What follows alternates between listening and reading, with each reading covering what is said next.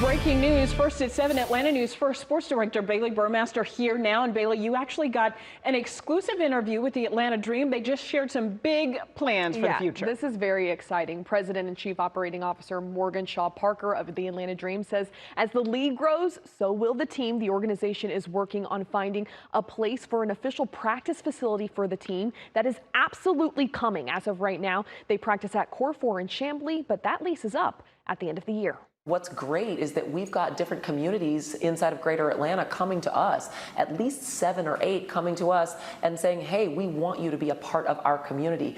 Can you build here? Can you play here? Can we grow with you here? Which is an incredible place to be. Whereas 4 years ago, Atlanta really didn't even know there was a WNBA team here.